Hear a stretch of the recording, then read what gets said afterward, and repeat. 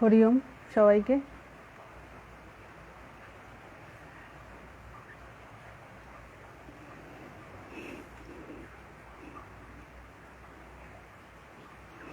একটু জানাবেন এটা অডিবল কিনা, একটু কাইন্ডলি জানাবেন।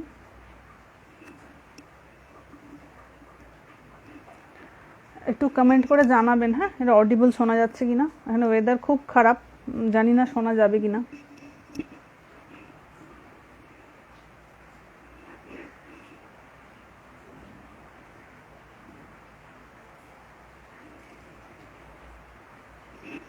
শোনা যাচ্ছে কিনা বলবেন।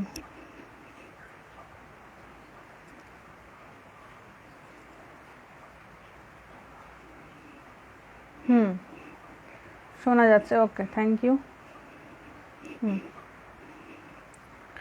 হরি ওম সবাইকে নমস্কার। আজকে ভগবত গীতার কয়েকটি শ্লোক আলোচনা করা হবে। যদি কাছাকাছি থাকে ভগবত গীতাটা একটু ওপেন করতে হবে, তাহলে বুঝতে সুবিধা হবে।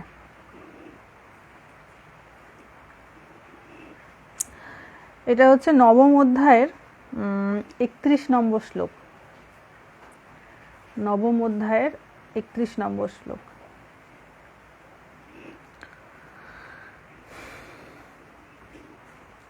তো 31 নম্বর শ্লোকের ঠিক যে আগের শ্লোকটা, সাধুকে, এই ভিডিওতে আমরা এই শ্লোকটা ব্যবহার করেছিলাম, 30 নম্বর শ্লোকটা, যে যিনি অনন্য ভজনা করেন ভগবানের, তিনি যদি সুদুরাচারীও হন তাহলে তাকে সাধুই বলা হয়। এইরূপ একটি শ্লোক আমরা বেশ কিছুদিন আগে সাধুকে এই ভিডিওতে বলা হয়েছিল। তো তার পরের শ্লোকটাই দেখুন, রয়েছে কি না, ক্ষিপ্রম ভবতি ধর্মাত্মা। ক্ষিপ্রম মানে হচ্ছে অতি দ্রুত, ভেরি কুইকলি।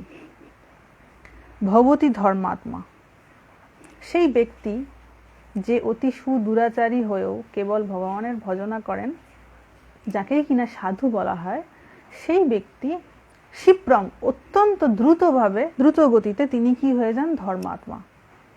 আমরা বাল্মীকি মুনির এক্সাম্পল এখানেতে সেট করতে পারি। যিনি দস্যু রত্নাকর ছিলেন, তিনিও ভগবানের কৃপায় বাল্মীকি হয়েছিলেন। তো এখানে এই এক্সাম্পলটা খুব ফিট করবে, যে ক্ষিপ্রম ভবতি ধর্মাত্মা, তিনি খুব দ্রুত গতিতে ধর্মাত্মা হয়ে যান, কারণ তিনি ভগবানকে স্পর্শ করেছেন, ভগবানকে ধরার চেষ্টা করছেন, ভগবানকে অত্যন্ত মানে শক্তভাবে ধরে থাকার চেষ্টা করছেন। সেই জন্য তিনি তখন ধর্মাত্মা হয়ে যান। আর কি, শশ্বৎ শান্তিম নিগচ্ছতি, এখানে একটি যুক্তাক্ষর রয়েছে, শশ্বৎ শান্তিম, সেই যুক্তাক্ষরটাকে ভাঙলে হবে শশ্বৎ, তারপরে শান্তিম নিগচ্ছতি। শশ্বৎ মানে হচ্ছে ইটারনাল, আনএন্ডিং, ঠিক আছে, শাশ্বত, শাশ্বত শান্তি তিনি প্রাপ্ত করেন। ঠিক আছে, তাহলে শাশ্বত শান্তি পাওয়ার এখানে ভগবান কি উপায় বলছেন না, ভজতে মাম অনন্য ভাগ, আমাকে অনন্য চিন্তার সাথে যে ভজনা করে সে কিন্তু ধর্মাত্মাও হয়ে যায় এবং শশ্বৎ শান্তিম নিগচ্ছতি, সে শাশ্বত শান্তির অধিকারী হয়। তার পরের লাইনে বলছেন, কৌন্তেয়, হে কৌন্তেয়, এটি সম্বোধনে আছে, হ্যাঁ, কুন্তি পুত্র অর্জুন, তাই তাকে, তার নাম ছিল কৌন্তেয়, আরেকটি নাম ছিল কৌন্তেয়, তাকে সম্বোধন করে ভগবান বলছেন, হে কৌন্তেয়, প্রতিজানিহি। প্রতিজানিহি মানে হচ্ছে, প্রতি শব্দটা অনেক ক্ষেত্রে ব্যবহার করা হয়, তার মধ্যে দুটো এখানেতে খুব কমন থাকে। একটা হচ্ছে রিটার্ন, মানে বলে না প্রতি নমস্কার করছি, একজন আমাকে নমস্কার করেছে, আমি তাকে প্রতি নমস্কার করছি, তো রিটার্ন। তো এই সেন্সে ব্যবহার করা হয় প্রতি কথাটা। আরেকটি সেন্সে ব্যবহার করা হয় প্রতি, সেটা হচ্ছে নিশ্চয়তা অর্থে, সার্টেনটি। সার্টেনটি অর্থেও প্রতি ব্যবহার করা হয়, প্রতি উপসর্গ ইউজ করা হয় সংস্কৃতে। তো এখানে বলছেন প্রতি জানিহি। জানিহি মানে হচ্ছে তুমি জেনো, কি জেনো, কেমন ভাবে জেনো না, প্রতি জানিহি মানে তুমি নিশ্চিত ভাবে জেনো, সার্টেনলি ইউ নো, কি না নমে ভক্ত প্রণশ্যতি, আমার ভক্তের কিন্তু নাশ হয় না। তো কৌন্তেয় প্রতি জানি হি নমে ভক্ত প্রণশ্যতি ক্ষিপ্রম ভবতি ধর্মাত্মা। সেই ব্যক্তি অতি দ্রুত ধর্মাত্মায় পরিণত হন এবং শাশ্বত শান্তির তিনি অধিকারী হন। এবং হে কৌন্তেয়, তুমি নিশ্চিত রূপে যেন আমার ভক্তের কিন্তু নাশ হয় না। ঠিক আছে, আশা করি এটা পরিষ্কার হয়েছে। এগুলি ভগবানের প্রতিশ্রুতি। মানুষকে প্রতিশ্রুতি দেয়, কতটা রক্ষা করতে পারে, কিছুটা রক্ষা করতে পারে না, এবং সময়ের সাথে সাথে ম্যাক্সিমাম মানুষই তাদের প্রতিশ্রুতি ভুলে যায়। কিন্তু ভগবানের এই যে প্রতিশ্রুতি, এটি কখনো মিথ্যা হবার নয়। তার পরের শ্লোকটি দেখুন, এটি মানে আরো সুন্দর। মানে সব কটা শ্লোকই সুন্দর, কিন্তু এই শ্লোকগুলি আমার নিজের খুব প্রিয়, তাই আপনাদের সঙ্গে এইগুলো শেয়ার করে নিচ্ছি। পরের শ্লোকটি রয়েছে যেটি 32 নম্বরের, সেটি হচ্ছে মাম হি পার্থ ব্যাপাশ্রিত্য যে অপি সুপাপ যৌনয় স্ত্রিয় বৈশ্যা তথা শূদ্রা তে অপি জানতি পরাম গতিম। একটু যুক্ত অক্ষরগুলো ভেঙে বললাম, আরেকবার রিপিটেডলি বলি, তাহলে বুঝতে সুবিধা হবে। মাম হি পার্থ ব্যাপাশ্রিত্য যে অপি, যে হোপিটা ভাঙলে হবে যে অপি, সুপাপ যৌনয় স্ত্রিয় বৈশ্যা তথা শূদ্রা তে অপি জানতি পরাম গতিম। ক্লিয়ার? তো এই শ্লোকটি বলছেন ভগবান, এখানে পার্থ সম্বোধন করছে অর্জুনকে, যে হে পার্থ, ব্যাপাশ্রিত্য। ব্যাপাশ্রিত্য কথাটার মধ্যে আশ্রিত্য কথাটা রয়েছে, তার আগে বি রয়েছে, বি যুক্ত আশ্রিত্য। তো এখানে আশ্রিত্য মানে হচ্ছে আশ্রয় লইয়া, শরণাগত হইয়া, আশ্রয় লইয়া। কেমন ভাবে? বি অর্থাৎ বিশেষভাবে, বিশেষভাবে আমার শরণ লইয়া। এই যে মাম মানে হচ্ছে আমাকে বা আমার, ব্যাপাশ্রিত্য মাম মানে আমার শরণ লইয়া হে পার্থ যে অপি সুপাপ যৌনয়, যে কেউ, যে অপি মানে হচ্ছে এনিবডি, সুপাপ যৌনয়, সে যদি কোনো পাপজনী অন্তর্ভুক্ত হয়, মানে হচ্ছে ধরুন কারোর হয়তো পিতামাতার তেমন হয়তো সংস্কার নাই, বা তেমন হয়তো পাপকার্য করেছে, সেটাকে পাপজনয় বলছে। যারা পাপজনী অন্তর্ভুক্ত বা পাপজনী থেকে যাদের জন্ম, তাদেরকে পাপজনয় বলা হচ্ছে। তো এমন যদি কেউ থাকে যে অত্যন্ত পাপকার্য করেছে, পাপজনয়, সে যদি আমার আশ্রয় নেয়, আর কে কে আশ্রয় নেয় না? স্ত্রীও। এখানে স্ত্রীদেরকে কিন্তু ইনক্লুড করেছে। অনেকে বলেন যে বেদে নাকি রয়েছে স্ত্রীদের ব্রহ্মজ্ঞানে অধিকার নেই। ভগবান কিন্তু সেই ধারণাটা এই শ্লোকটায় একেবারে খণ্ডন করে দিচ্ছেন। এখানেতে কোনো ধরনের বায়াসনেস নেই, ভগবান এই জন্য সব পরিষ্কার করে দিয়েছেন। কি বলছেন? স্ত্রী। হ্যাঁ, অনেকে বলেছেন যে আমাদের ওমকারে অধিকার আছে কিনা, অনেকে প্রশ্ন করেছিলেন। তো তাদেরকে বলবো যে দেখুন, এখানে স্ত্রীদের কিন্তু ইনক্লুড করেছেন। হ্যাঁ, এবার ওমকারের সঙ্গে রিলেশনটা কি সেটা অন্য একটা ভিডিওতে বলবো। স্ত্রী ও বৈশ্যা, বৈশ্যরাও এখানে বৈশ্যদেরকেও ইনক্লুড করা হয়েছে। তথা মানে হচ্ছে অ্যান্ড, অ্যাজ ওয়েল। ঠিক আছে, আরও কারা না? শূদ্রা। তাহলে কাদের কাদের এখানে ইনক্লুড করেছেন ভগবান? একটা হচ্ছে পাপজনয়, যারা পাপজনী অন্তর্ভুক্ত। দ্বিতীয় হচ্ছেন যারা স্ত্রী, বৈশ্যগণ এবং শূদ্রগণ। এরা সবাই যদি মাম ব্যাপাশ্রিত্য, আমার আশ্রয় নেয়, কি হবে? তে অপি জানতি পরাম গতিম, তারাও কিন্তু পরম গতি প্রাপ্ত হয়। ঠিক আছে, তাহলে এই যে ধারণা মেয়েদের অনেক কিছুতে অধিকার নেই, এটা যে সম্পূর্ণ ভ্রান্ত একটা ধারণা, ভগবান শ্রীকৃষ্ণ কিন্তু সেই সমস্ত ভ্রান্ত ধারণাকে গীতায় একেবারে ভেঙে চুরমার করে দিয়েছেন। যে কেউ যদি ভগবানের আশ্রয় নেয়, তাহলে সেই পরম গতি প্রাপ্ত হতে পারে। তার জন্য তাকে আলাদা কোনো কাস্ট ইনক্লুডেড হতে হবে না, তাকে ব্রাহ্মণ হতে হবে না, তাকে ব্রাহ্মণের পুত্র হতে হবে না, এমন কোনো ব্যাপার নেই। এনিবডি যদি ভগবানের শরণাপন্ন হয় তাহলে কিন্তু সে পরম গতি প্রাপ্ত করতে পারে, এটি ভগবানের প্রতিশ্রুতি। ঠিক আছে, এই ভার্সটা খুব সহজ সরলভাবে বুঝলেই হবে, খুব জটিলতার মধ্যে যাওয়ার দরকার নেই। হ্যাঁ, ভগবান খুব সহজভাবে বলেছেন। এবং যতগুলো শাস্ত্র রয়েছে, মানে ধরুন বিবেক চূড়ামণি বা মহাভারত, বা মহাভারতটা তো আন্ডারই গীতা রয়েছে মহাভারতের, বা উপনিষদ, বা আরও অন্যান্য, বিশেষ করে শ্রীমদ্ ভাগবতের যে সমস্ত শ্লোক রয়েছে তার থেকে শ্রীমদ্ ভগবত গীতা অনেক বেশি মডার্ন। তার যে ল্যাঙ্গুয়েজ, সংস্কৃত ল্যাঙ্গুয়েজ অনেক বেশি মডার্ন, অনেক বেশি সহজ আমি বলবো। সেক্ষেত্রে উপনিষদের ল্যাঙ্গুয়েজ ভীষণ কঠিন, শ্রীমদ্ ভাগবতেরও ল্যাঙ্গুয়েজ অত্যন্ত কঠিন, কিন্তু গীতার ল্যাঙ্গুয়েজ অনেক বেশি মডার্ন, অনেক সুন্দর, অনেক ইজি। ভার্বের ইউজ, শব্দের ইউজ অনেক ইজি রয়েছে। তাই ইনি সরল ভাষায় এখানে বলেছেন যে যে আমার শরণাগত হবে, যে আমাকে শক্ত করে ধরে থাকবে, ভজতে মাম অনন্য ভাগ, তাকেই সাধু বলা হবে, সেই শাশ্বত শান্তির অধিকারী হবে এবং সেই পরম গতি প্রাপ্ত হতে পারবে। এর জন্য কিন্তু কোনো নারী পুরুষের ভেদ নেই, বা কোনো জাতিভেদেরও কোনো ব্যাপার নেই। ভগবান সকলের জন্য সমান। তাই আরও একবার বলবো, আমাদের অনেক ভীতি রয়েছে ধর্মকে কেন্দ্র করে। ধর্ম কিন্তু কোনো ভয় দেখানোর জিনিস নয়, এটা আমাদেরকে ভয় মুক্ত করার জিনিস। আমরা বড্ড ভয় পাই, পাপের ভয় পাই। তো তাই প্রকৃতভাবে ধর্ম কি জানতে পারলে তখন আর ধর্মকে ভয় করবে না, তখন আর অধর্মের ভয়ও হবে না, কারণ ধর্ম খুব শান্তি দেওয়ার জিনিস। এই বুঝি আমি কি অধর্ম করে ফেলবো, এই বুঝি আমার পাপ হয়ে যাবে, এই আতঙ্কে দিন কাটবে না তখন। আচ্ছা, এটা হলো ভার্স 33 তে আসা যাক।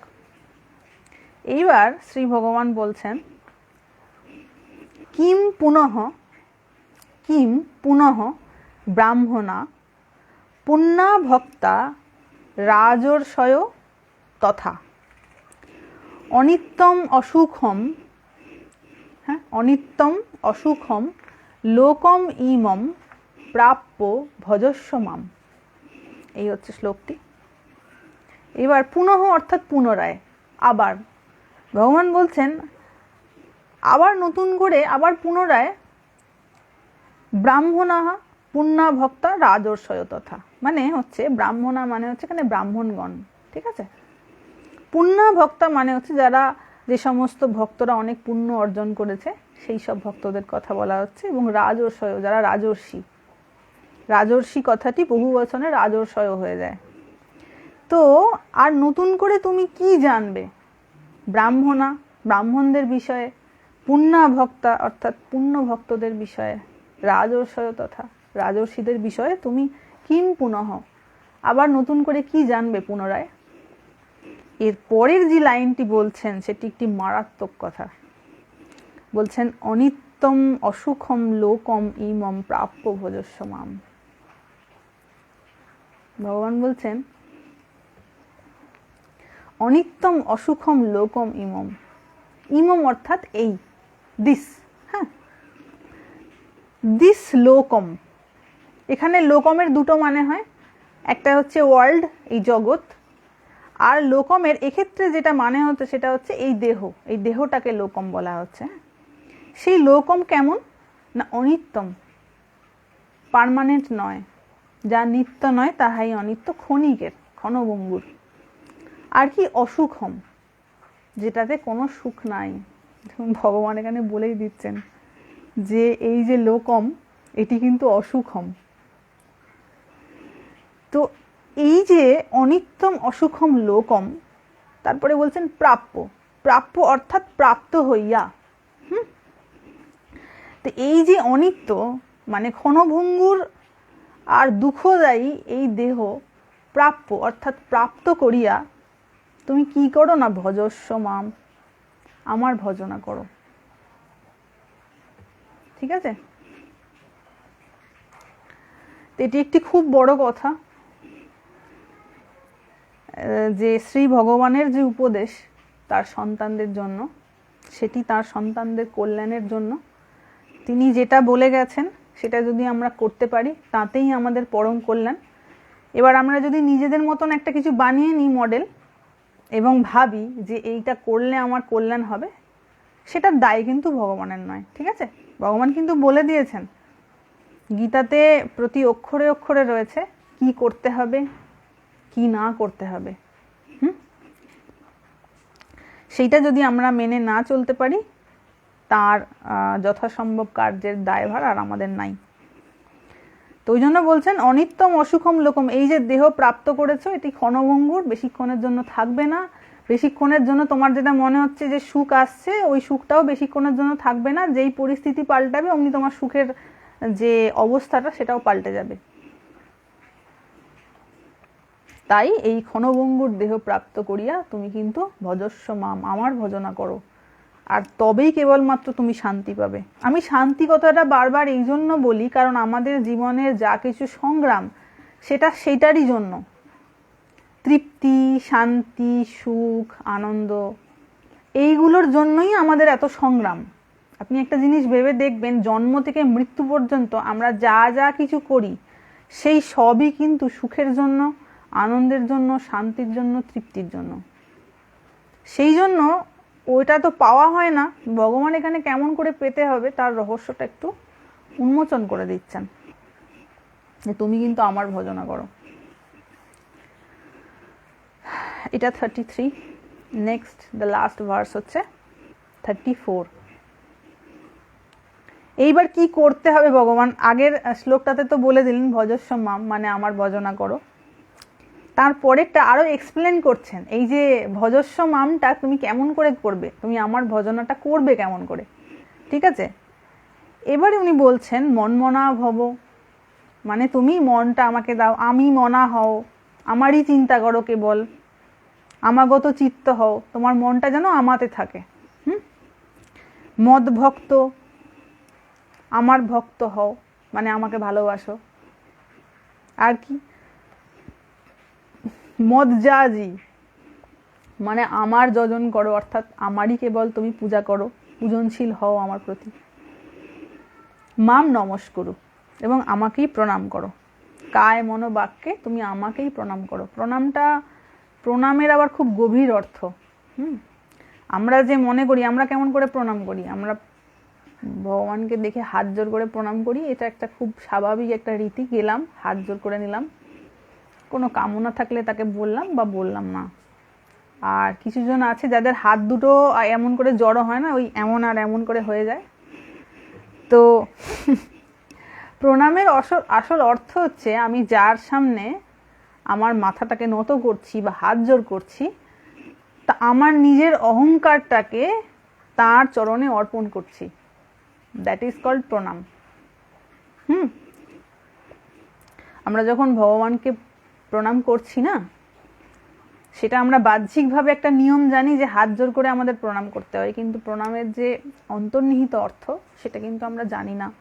আমরা যখন কাউকে প্রণাম করি তার মানে হচ্ছে আমার অন্তরে যে আমি, যে ইগো, সেটাকে আমি সেই গুরুজনের সামনে বা যেই হোক সেই মূর্তির সামনে বা দেবীর সামনে আমি অর্পণ করলাম, নিজেকে শুদ্ধ করলাম। এইটার মানে হচ্ছে প্রণাম।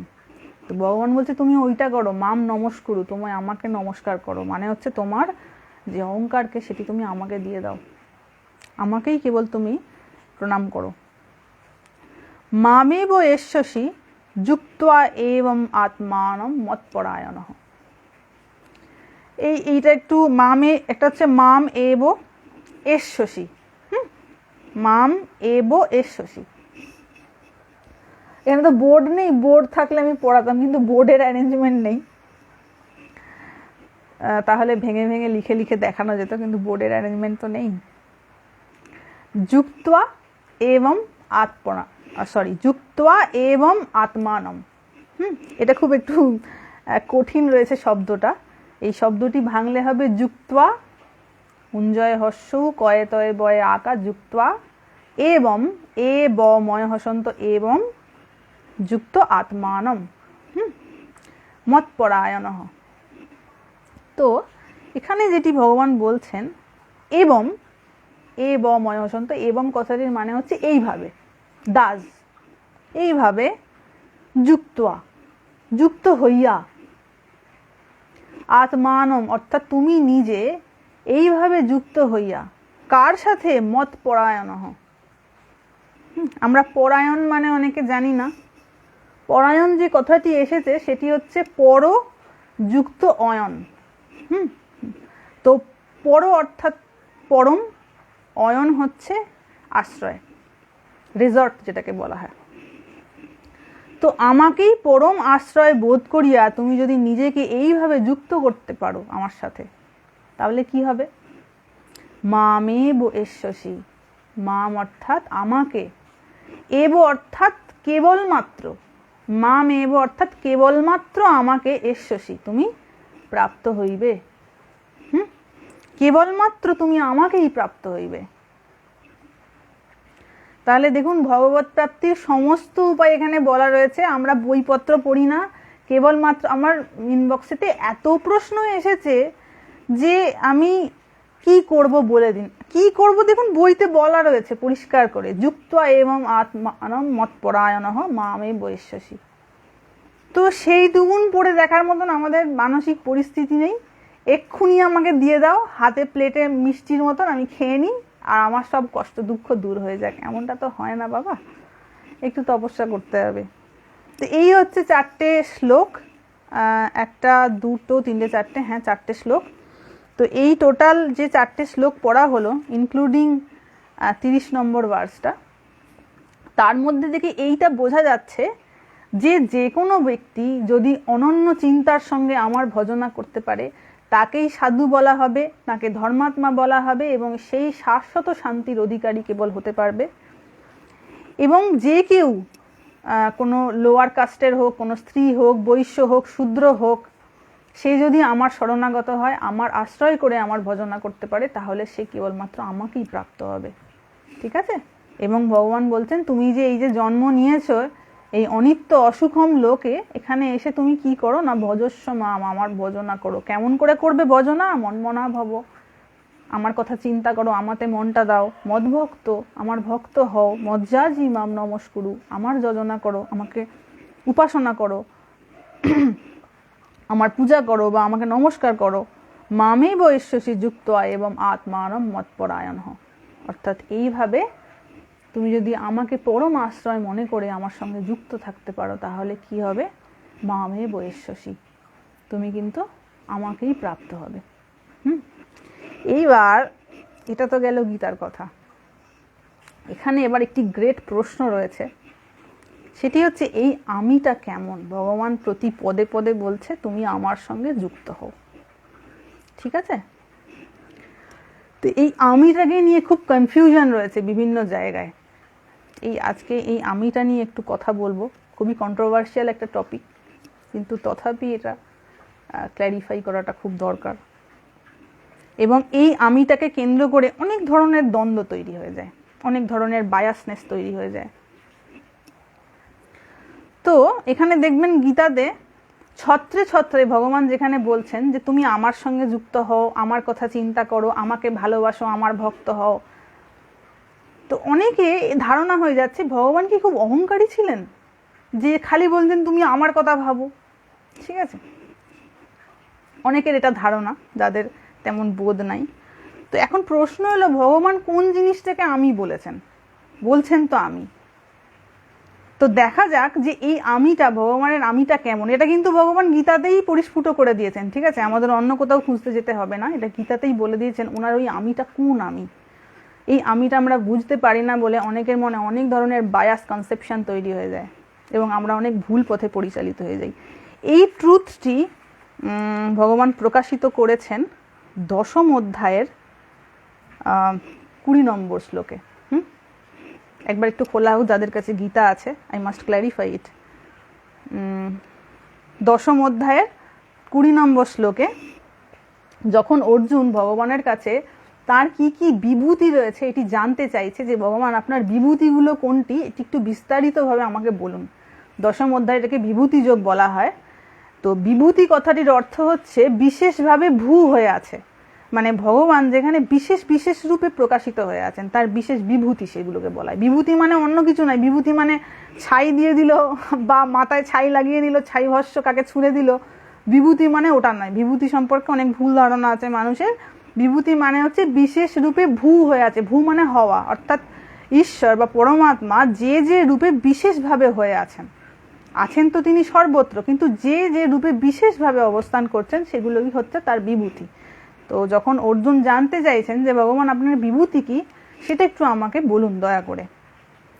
তো জাস্ট 19 শ্লোকেই ভগবান বলছেন যে আমার তো প্রচুর বিভূতি, তার মধ্যে বিশেষ বিশেষ যেগুলো আমি তোমাকে সেগুলো বলছি। তো বিভূতির মধ্যে সর্বপ্রথম বিভূতি ভগবান যেটি বলেছেন সেটি বলেছেন অহমাত্মা গুড়াকেশ সর্বভূতাশয় স্থিত অহমাদি মধ্যম চ ভূতানাম অন্ত এবচ। অর্থাৎ ভগবান বলছেন আমি কে জানো, আমি হচ্ছি আত্মা। ঠিক আছে, এখানে কিন্তু ভগবান নিজের স্বরূপটাকে প্রকাশ করে দিয়েছেন যে তুমি ভেবো না যে আমি শুধুমাত্র ওই দেহটির মধ্যে আবদ্ধ। কৃষ্ণ কিন্তু শুধুমাত্র ওই দেহের মধ্যে আবদ্ধ নয়। এটি অনেকের অনেক ভুল ধারণা রয়েছে, যে কি বলবো, অনেক ধরনের অনেক বায়াসনেস রয়েছে। ভগবান এই যে আমিটা বলছে না, যে অবস্থাতে উনি এটা বলছেন, তখন উনি যে বিরাট তত্ত্ব ওই ব্রহ্ম আমির সঙ্গে তখন উনি আইডেন্টিফাইড। তখন উনি আর দেহে নেই। যখন উনি গীতা বলেছিলেন তখন কি উনি ওই দেহ থেকে বলেছিলেন? তখন উনি আর দেহতে নেই, তখন উনি ব্রহ্ম আমির সঙ্গে আইডেন্টিফাইড। তাই তখন যে আমিগুলো বলেছেন সেগুলো সব ব্রহ্ম আমি, পরমাত্মা আমি, শুধু ওই দেহ আমিটা নয়। ঠিক আছে, আর এইখানেতে এই 20 শ্লোকে এসে উনি কিন্তু এটা পরিষ্কার করে দিয়েছেন যে এই আমিটা কিন্তু শুধু ওই দেহ কৃষ্ণ কিন্তু নয়। ঠিক আছে, এই আমিটা হচ্ছে অহম আত্মা। এবং আত্মা সম্পর্কে বিবরণ ভগবান 2nd চ্যাপ্টারে বিস্তারিতভাবে দিয়ে দিয়েছেন। এই আত্মাটা কেমন জিনিস, এই আত্মা যে অনন্ত, অচল, স্থাণু, অচল, এইরূপ ব্যাখ্যা করা হয়েছে। তাহলে সেটা যদি অচল হয় তাহলে সেটা নিশ্চয়ই একটি শরীরের মধ্যে ওরকমভাবে ঢুকে থাকতে পারে না, তাই না? যেটা বিরাট, যেটা অনন্ত অস্তিত্ব, সেটা নিশ্চয়ই কোনো একটি বিশেষ জায়গায় থাকতে পারে না, তাহলে সেটা লিমিটেড হয়ে গেল। Isn't it so? তো এটা কিন্তু একটা খুব বড় পয়েন্ট। অহম আত্মা গুড়াকেশ। গুড়াকেশ হচ্ছে অর্জুনের আরেকটি নাম।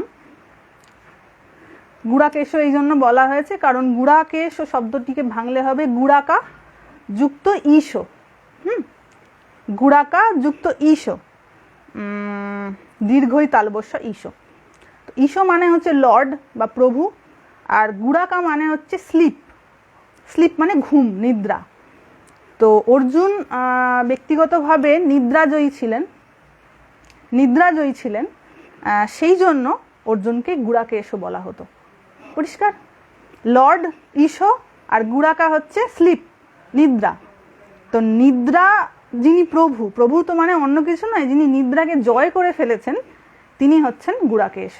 তো অর্জুন নিদ্রাজয়ী ছিলেন, সেই জন্য তার আরেকটি নাম হচ্ছে গুড়াকেশ। তো ভগবান বলছেন হে গুড়াকেশ, অহম আত্মা, আমি কিন্তু আত্মা।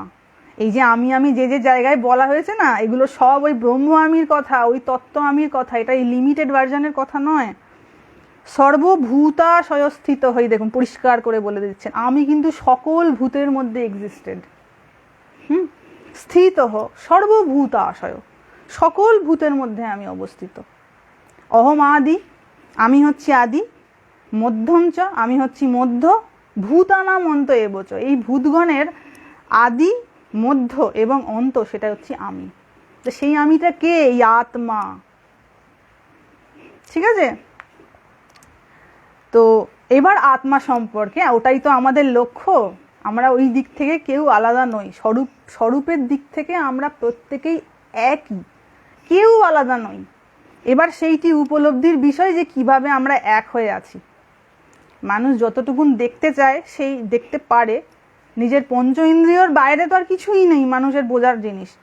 কিন্তু সাধন ভোজন করতে করতে এমন একটি মেধা নাড়ি খুলে যায়, যেটি শ্রীরামকৃষ্ণদেব বলতেন, যেটা দিয়ে কিন্তু অনেক কিছু উপলব্ধ করা যায় এবং সেটা দিয়েই আত্মতত্ত্ব বোঝা যায়। এই স্থূল বুদ্ধি দিয়ে হয় না। এবং ওই স্থূল বুদ্ধি দিয়ে যখন আমরা তর্ক বিতর্ক করতে যাই না, তখন আমাদের এই অল্প বুদ্ধির পরিচয় আমরা দিয়ে ফেলি, যে এটা যদি হতো তাহলে ওটা হলো কি করে। তাই একটু সাধন ভোজন করাটা খুব দরকার। এখানে ভগবান ক্লিয়ার বলে দিচ্ছেন যে আমি হচ্ছি আত্মা। এবার আত্মা সম্পর্কে যদি কারোর জানার ইচ্ছা থাকে তাহলে সে অ্যাটলিস্ট 2য় অধ্যায়টা অবশ্যই পড়বেন। দ্বিতীয় অধ্যায়ে আত্মা কেমন, অজর অমর যা যা আত্মার কোয়ালিটিস রয়েছে সেগুলো সব বলা রয়েছে। আত্মতত্ত্ব বোধহয় সম্ভবত 11 থেকে 30 নম্বর শ্লোকেতে পরিষ্কার করে বলা রয়েছে। মানে ধরুন ব্যাপারটা ঠিক কীরকম, ধরুন আমাদের এখান থেকে 3-4 মিনিট পাশে হচ্ছে গঙ্গা, তো আমি ধরুন গঙ্গা থেকে 1 বালতি জল তুলে নিয়ে এসে বাড়িতে রাখলাম। এবার ওই জলটাকে আমি কি বলবো? গঙ্গা জলই তো বলবো, এমন তো বলবো না যে ওটা অন্য কোথাকার জল, যে এই বালতিটাই কি আছে না গঙ্গা জল আছে, এটাই তো বলবো। কিন্তু সমস্ত গঙ্গাটা নিশ্চয়ই ওই জলটার ভিতর ঢুকে বসে নেই বা ওই বালতিটার ভিতর। বোঝাতে পারলাম আশা করি, যে আমি বালতি করে যখন গঙ্গা থেকে 1 বালতি জল তুলে নিয়ে এসে আমার বাড়িতে রাখলাম, তো ওটাকে আমি গঙ্গা জলই তো বলবো, যে আমার বালতিতে 1 বালতি গঙ্গা জল আছে। তো তার মানে কিন্তু এটা নয় যে গঙ্গা জলটা সমস্ত গঙ্গাটা ওই বালতিটার ভেতর ঢুকে পড়েছে, এমনটা নয়। গঙ্গা গঙ্গার জায়গাতেই আছে। তাই যিনি পরমাত্মা তিনি সর্বভূতে বিরাজমান। যেখানে যেমন আধার, সেই আধারেতে ওই পরম তত্ত্বের বিশেষ প্রকাশ। আর সেখানেই কিছু ইউনিক কোয়ালিটিস আমরা দেখতে পাই। তারাই মহাপুরুষ হয়ে যান, তাদেরকেই ভগবান বলা হয় বা অবতার পুরুষ বলা হয়। আমাদের অবতার বা অন্যান্য ভিডিওগুলোতে এইটাই বলা হয়েছে। পরম তত্ত্ব কিন্তু এক, ঠিক আছে, একটাই তত্ত্ব। এবং এটি কিন্তু এই পঞ্চ ইন্দ্রিয় দিয়ে বোঝার বিষয় নয়, যে আমি চোখের সামনে দেখে নিলাম আর ওই পরম তত্ত্ব আমার বোঝা হয়ে গেল, এটি কিন্তু নয়। তিনি শুদ্ধ বুদ্ধির গোচর, এই স্বাভাবিক স্থূল বুদ্ধির গোচর নন। তাই এই স্থূল চক্ষু দিয়ে দেখা যাবে না, আর এই স্থূল মোটা বুদ্ধি দিয়ে বোঝাও যাবে না, ঠিক আছে। তার জন্য সাধন বোধন করা প্রয়োজন রয়েছে। তো যেটা বলছিলাম যে ওই গঙ্গাটা নিশ্চয়ই ওই বালতির ভেতরেতে ঢুকে যায়নি। ঠিক তেমনি এই পরম তত্ত্ব যেখানে যেমন আধার পেয়েছে, পরিবেশের প্রকৃতির যেমন কোঅপারেশন পেয়েছে, ঠিক সেই জায়গায় তার বিশেষ প্রকাশ। যেমন আমরা অবতারের ভিডিওতে বলেছিলাম, ধরুন সূর্য রয়েছে তো, হ্যাঁ, তো সূর্য কি আলাদা হয়ে গেছে? ধরুন সূর্যর সামনে আপনি 10টা আয়না রাখলেন, ঠিক আছে। আমি ওই ভিডিওতে বলেছিলাম এই ব্যাপারটা একটু ক্ল্যারিফাই করব। ধরুন সূর্য আছে, সূর্যের সামনে আপনি 6টা আয়না রাখলেন কি 10টা আয়না রাখলেন, দেখবেন 10টা আয়না দিয়ে সূর্য প্রতিফলিত হচ্ছে। তার মানে কি সূর্যটা 10টা হয়ে গেছে? ওটা প্রতিফলন মাত্র, ঠিক আছে। সূর্যটা 10টা হয়ে যায়নি, সূর্য একটাই আছে, ওটার প্রকাশ 10টা জায়গায় হয়েছে। তো কোন জায়গায় প্রকাশ হয়েছে না, যেটা প্রকাশকম অনাময়ম, মানে হচ্ছে যেটা যে জায়গাটা প্রকাশের যোগ্য সেই জায়গাটা থেকেই প্রকাশটা হয়েছে। ওখানে যদি আমি একটা কিছু, তো ধরুন লোহা রাখলাম, নিশ্চয়ই লোহা থেকে ওই প্রতিফলনটা হবে না, তাই না। তাই যেখানে যেখানে যেমন আধার, ওই পরম তত্ত্বের কিন্তু প্রকাশ সেই রকম। তাই আমাদের এইটা ভুলে গেলে চলবে না। এই যে এত ধরনের যে মারামারি, যে কালী শ্রেষ্ঠ, একজন জিজ্ঞাসা করেছেন, আচ্ছা শিব শ্রেষ্ঠ না কৃষ্ণ শ্রেষ্ঠ, একজন প্রশ্ন করেছেন। তো এগুলো খুব লোয়ার মানের প্রশ্ন, ঠিক আছে। যখনই সাকার রূপ আসছে, মানে ওই সাকার রূপে ওই পরম তত্ত্ব, ওই অনন্ত তত্ত্বের একটি বিশেষ প্রকাশ তার মধ্যে দেখা যাচ্ছে। তার মানে এই নয় যে পরম তত্ত্বটা কেবলমাত্র ওইটার মধ্যেই ঢুকে বসে রয়েছে, এটা তো সর্বত্র বিরাজমান। ওই পরিস্থিতিটা এমন তৈরি হয়েছে, ওই আধারটা এমন তৈরি হয়েছে প্রকৃতির ফেভারে, ভগবানের কৃপায়, যাই বলুন, যে ওইখানে ভগবান বিশেষ রূপে অবস্থান করছেন, ওই পরম তত্ত্ব বিশেষ রূপে অবস্থান করছেন, তার রিফ্লেকশনটা ওখানে অনেক বেশি সাধারণ মানুষের থেকে। তো তাকেই আমরা অবতার পুরুষ বলি। এবং অবতার পুরুষের প্রয়োজনীয়তা হচ্ছে যে তিনি ওই অনন্ত তত্ত্বের খবর আমাদের কাছে এনে দেন, তিনি বলে দেন যে ওখানে কত অমৃত রয়েছে, আর তারাই মহাপুরুষ হয়ে যান, ঠিক আছে। এরকম কোনো ব্যাপার নেই যে এইটা শ্রেষ্ঠ না ওইটা শ্রেষ্ঠ, তত্ত্ব একটাই, এখানে কোনো ভেদাভেদ নেই। এবং তিনি সম্যক রূপে সমভাবে সর্বভূতে অবস্থান করছেন, এমন কোনো জায়গা নেই যে অবস্থান নেই। এই নলেজটা আমাদের থাকে না বলে আমরা বিভিন্ন ভেদাভেদ করে মারামারি চুলোচুলি করে মরি, এই এটা করব না ওই ওটা করব না। তত্ত্ব কিন্তু সেম, সেই জায়গাটায় কোনো ভেদ নেই। যেখানে যেমন প্রকাশ সেইটা আমাদের তেমন তেমন করে দৃষ্টিগোচর হয়। আমরা এই দৃষ্টির অতিরিক্ত তো কিছু বুঝতে পারি না। ওই এইটুকু চুটুক পাড়া একটু দৃষ্টি রয়েছে, এইটুকুন হয়তো সামনে কিছুটুকুন দেখতে পাবো, এর বেশি আমাদের তো ক্ষমতা নেই। কিন্তু তদ অতিরিক্ত আরো অনেক কিছু রয়েছে যেটা আমরা বুঝি না, যেটা আমরা জানি না। আর শ্রী ভগবানকে বুঝতে গেলে এই ধরনের কিন্তু আমাদের যে লিমিটেড কনসেপশন রয়েছে সেটা থেকে বের হতে হবে। ভগবান সর্বত্র সমভাবে বিরাজিত, ঈশ্বর সর্বত্র সমভাবে বিরাজিত, পরমাত্মা সর্বত্র সমভাবে বিরাজিত, সেখানে কিন্তু কোনো ভেদ নেই, শুধুমাত্র প্রকাশের তারতম্য, আর কিচ্ছু না। ঠিক আছে? আপনারা একটা অদ্ভুত জিনিস দেখবেন, ধরুন একটা ডাব্বা আছে, ঠিক আছে, এখন বর্ষাকাল চলছে তো ওই জন্য এক্সাম্পলটা দিচ্ছি। ধরুন একটা ডাব্বার ভেতরেতে ডাল আছে, ডাল রাখেন অনেকে ডাব্বার ভেতরে, বা বেসন রাখেন। আপনি 6 মাস ওই ডাব্বাটা খুলবেন না, খুলে দেখবেন ভেতরে অনেকগুলো পোকা জন্মে গেছে। এই পোকাগুলো এলো কোথা থেকে? আপনি তো ডাব্বাটা বন্ধ করে গেছেন, ভেতরে পোকাটা এলো কোথা থেকে? বেসনের ভেতর দেখবেন এই ছোট ছোট পোকা জন্মে গেছে, পোকাটা কোথা থেকে এলো? তাই না? তাহলে প্রাণ কিন্তু সর্বত্র বিরাজমান, এমন কোনো জায়গা নেই যেখানে প্রাণ নেই। যেই একটু প্রাণের প্রকাশিত হওয়ার, প্রাণ বিকশিত হওয়ার যেই কন্ডিশন আসবে, সঙ্গে সঙ্গে কিন্তু সেটা অ্যাপিয়ারেন্স স্টেটে চলে আসবে ওই প্রাণী, আর ওই পোকারূপে নড়াচড়া শুরু হয়ে যাবে। যেমন যেমন কন্ডিশন থাকবে তার এক্সপ্রেশনটা তেমন তেমন করে হবে। ঠিক আছে? এটা কিন্তু খুব চিন্তার বিষয়। নিশ্চয়ই যারা আপনারা মায়েরা রয়েছেন, যারা রান্নাঘরে কাজ টাজ করেন, তারা নিশ্চয়ই দেখেছেন যে পোকা ধরে যায়। ডাব্বাটা বন্ধ আছে, কিছুদিন পর দেখা যাবে পোকা ধরে গেছে। কোথা থেকে এলো পোকাটা? পোকাটা তো বাইরে থেকে কেউ ঢুকিয়ে দেয়নি। ওর ভিতরে যে মেটেরিয়ালটা ছিল ডাল থেকে, সেখানকার টেম্পারেচার বলুন, সেখানকার ডালের ধরুন গন্ধ বলুন, যাই বলুন, সেখানে যেমন যেমন কন্ডিশন তৈরি হয়েছে, প্রাণ কিন্তু সেইভাবে প্রকাশিত হয়েছে এবং আমাদের দৃষ্টিগোচর হয়েছে। ঠিক আছে? পোকাটা কিন্তু ওইখানেই ছিল, কিন্তু প্রকাশিত অ্যাপিয়ারেন্স স্টেটটা হয়েছে ওই একটা বিশেষ অবস্থায়। এবার যেই ওই অবস্থাটা ফুলফিল হবে না, ওইটা কিন্তু ডিসঅ্যাপিয়ার স্টেটে চলে যাবে, যেটাকে আমরা বলি মারা যাওয়া। ওই ডালটা যদি বন্ধ অবস্থায় না থাকতো, সেটাকে যদি আমরা ব্যবহার করতাম, তাহলে কিন্তু ওখানে ওই পোকাটা ধরতো না, বা রোদ খাওয়াতাম। আমরা যদি ডালটাকে রোজ একবার করে রোদ খাওয়াতাম, তাহলে কিন্তু ওই পোকাটা ওখানে হতো না।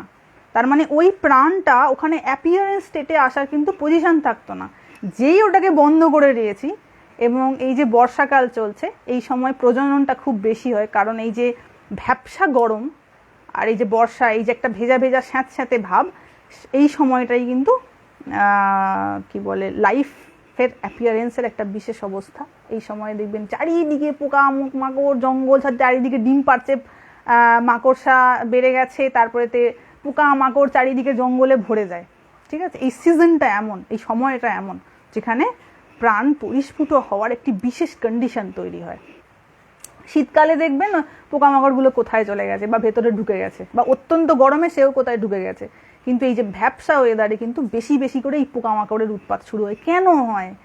প্রশ্নটা হচ্ছে কেন হয়? অন্য সময় হয় না, এই সিজনেতে কেন বেশি হয়? এবং এই জন্যই এই বিশ্বকর্মা পুজোর পরে বা আগে ওই সময় একটু ওই ক্যাঁথা কম্বল সব রোদে দিতে হয়। সব যখন রোদ বেরোয় তেরে, এই বর্ষার সিজনটা শেষ হয়ে, তখন আমাদের সমস্ত ক্যাঁথা কম্বল গদি তোষক আমরা সব রোদে দিই। এগুলো আমাদের রীতি হয়ে রয়েছে, কিন্তু তার মেইন কারণটা হচ্ছে এই সময়ে ওই ধরুন বিভিন্ন ক্যাঁথা কম্বলের ভাঁজে ভাঁজে ওই পোকামাকড় ঢুকে যায়, কারণ এই ওয়েদারটা এমন।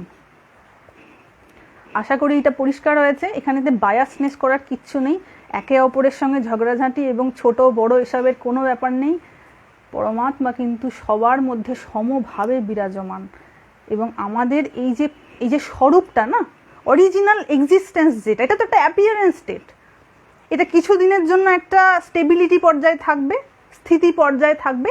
যেমন ধরুন সমুদ্রেতে জল ওঠে, জল আছে তো, যখন ঢেউ হলো উঠলো জলটা, এই যে জলটা উঠলো, এটা হচ্ছে এই স্টেবিলিটি, এই দেহ ধারণ অবস্থাটা। ঠিক আছে? যেই জলটা পড়ে গেল আবার ডিসঅ্যাপিয়ার হয়ে গেল, ওই বডিটা থাকবে না। তো ঠিক তেমনি কিন্তু অরিজিনাল যে জলটা, সেটা জলই রয়েছে, জলের কিন্তু কোনো পরিবর্তন হয়নি। জলের একটি ওটা বিশেষ রূপ, মানে ওই ঢেউ আকারে, সেটাকে আমরা ঢেউ বলছি। ঠিক আছে? আছে কিন্তু ওটা জলই। ঠিক তেমনি আমরা এই যে আলাদা আলাদা দেখছি, আলাদা আলাদা মানুষ বা আলাদা আলাদা যা কিছু তত্ত্ব দেখছি, এটা কিন্তু এর স্বরূপ তো একটাই তত্ত্ব। এটার মধ্যে কিন্তু বিশেষ কোনো ফারাক নেই, কোনো ফারাকই নেই। এবার যেখানে যেমন যেমন পরিবেশে সেই আধারেতে তার প্রকাশ হয়, সেই মেকানিজমটা অনুযায়ী তার প্রকাশটা তেমন তেমন হতে থাকে। ঠিক আছে, মানে ধরুন ইলেকট্রিসিটি, এখানে ইলেকট্রিসিটি তো পাস করে ওয়্যারের মধ্যে দিয়ে। এবার ধরুন ফ্যান আছে তো, হ্যাঁ, তো ফ্যানের যে মেকানিজম সেটাতে যখন আমি ইলেকট্রিসিটি দেব, ওটা দিয়ে ফ্যান চলবে, ওটা দিয়ে কিন্তু আলো জ্বলবে না। কিন্তু সেই সেম ইলেকট্রিসিটি আমি যখন লাইটে দেবো, মানে লাইটের বা বাল্বের সঙ্গে যখন ওই সেম ইলেকট্রিসিটির কানেকশান হবে, তখন কিন্তু ওতে আলো জ্বলবে, অর্থাৎ ফ্যান কিন্তু তখন চলবে না। তাই সেম ইলেকট্রিসিটি যেমন মেকানিজম, সে তার মধ্যে দিয়ে প্রকাশটা কিন্তু সেই রকম। ফ্যানের মধ্যে দিয়ে হাওয়া দেবে আর বাল্বের মধ্যে দিয়ে লাইট দেবে, ঠিক তেমনি মানুষের এই যে আধার, এই আধারটা যে যে গুণে গুণান্বিত, যখনই আমাদের মধ্যে চেতনা আসবে না, লাইক ইলেকট্রিসিটি, তখন তার প্রকাশটা কিন্তু তেমন তেমন হবে। সেই জন্য মানুষে মানুষে এত ভেদাভেদ। আর মনে হয় ভগবান কি সব ঠিক করে দিতে পারেন না, ভগবান কেন করছেন না, এগুলো খুব বোকার মতন প্রশ্ন। আমাদের নলেজটা যত এটার ব্যাপারে বৃদ্ধি পাবে, তত আমরা এটা রিয়েলাইজ করতে পারবো যে অরিজিনালি ভেদাভেদ কিন্তু কোথাও নেই। এবং আমাদের কাজ হচ্ছে, ভগবান বলছেন অনিত্যম অসুখম লোকম ইমম প্রাপ্য ভজস্যমান, কেবলমাত্র তুমি আমার যদি ভজনা করো তাহলেই কিন্তু তুমি শান্তি পাবে, আর কিন্তু কোনো দ্বিতীয় রাস্তা নেই। এবং যাই করি আমরা, যে যে প্রফেশনের সঙ্গে যুক্ত থাকি, কারোর ঘর সংসার আছে, কারোর নেই, কারোর বেশি বয়স, কারোর কম বয়স, যে যে অবস্থায় আছেন সে সেই অবস্থা থেকে ভগবানের শরণাপন্ন হন। আর কি বলবো, আমার এর বেশি তদতিরিক্ত আর কিছু বলার নেই। জানি না কতক্ষণ হলো, বলে তো যাচ্ছি, 9:41 বেজে গেছে। আশা করি ব্যাপারটা আপনাদের কাছে পরিষ্কার হয়েছে যে এই ব্যাপারটা কেমন, এবং এই বিষয়ে যেন আমাদের কোনো ভ্রান্ত ধারণা না থাকে। ভগবানের তত্ত্ব কিন্তু অনেক সূক্ষ্ম তত্ত্ব এবং অনেক উচ্চ তত্ত্ব। আমাদের মন গড়া কোনো কল্পনায় আমরা ভগবানকে বাঁধতে পারবো না। না, তিনি যা, তিনি তো তাই আছেনই। আমি আমার কল্পনা দিয়ে তাকে একটা কিছু ভেবে নিয়েছি, বাস্তবিকতা কিন্তু তা নয়। তিনি অনন্ত, তার কোনো লিমিট নাই। ঠিক আছে, তার কোনো লিমিট নাই, তিনি অনন্ত একটা তত্ত্ব। আমি আমার জানলা দিয়ে দেখছি আকাশটা এইটুকু, অরিজিনালি কিন্তু আকাশটা তা নয়, আকাশটা অনন্ত।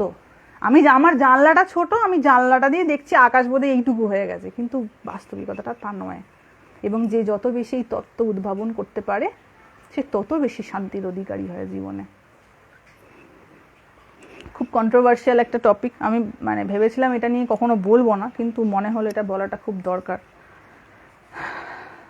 কারণ দেখা যায় যে অনেক ভেদাভেদের জায়গা, আমাদের সমাজে বড্ড ভেদাভেদ রয়েছে, কিন্তু বাস্তবিকভাবে এই ভেদাভেদটা নেই। এগুলো সবই ব্যবহারিকভাবে এবং আমাদের অজ্ঞানতার জন্য এই ভেদাভেদ।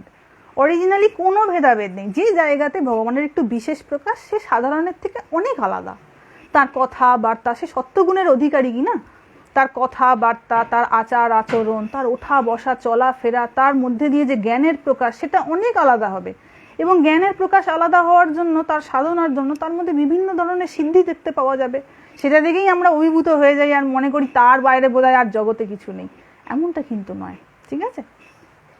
এবং আমরা যদি সেই রূপের বিশেষ করে চিন্তা করতে পারি, তাহলে কিন্তু ওই গুণগুলো আমাদের মধ্যে আসতে পারে। আমরা দেখুন ইমেজ ছাড়া তো কিছু চিন্তা করতে পারি না, সেই জন্য সাকার ভজনার একটি বিশেষ গুরুত্ব রয়েছে। ঠিক আছে, ভগবান মানে ঈশ্বর বা পরমাত্মা যে যে রূপে বিশেষভাবে প্রকাশিত, সেই রূপেরও যদি আমরা নিরন্তর চিন্তা করতে থাকি, তাহলেও কিন্তু আমাদের পরম তত্ত্ব প্রাপ্তি হতে পারে। ঠিক আছে, এবং যত আমরা এগোবো, কেউ যদি সাকার ভজনা দিয়েও শুরু করেন, তাহলে কিন্তু ধীরে ধীরে ধীরে ধীরে সে রিয়েলাইজ করতে পারবে আসল ব্যাপারটা কি। তাই যে কোনো একটা জায়গা দিয়ে আমাদের শুরু করে যেতে হবে। ঠিক আছে, শুরু করতে হবে।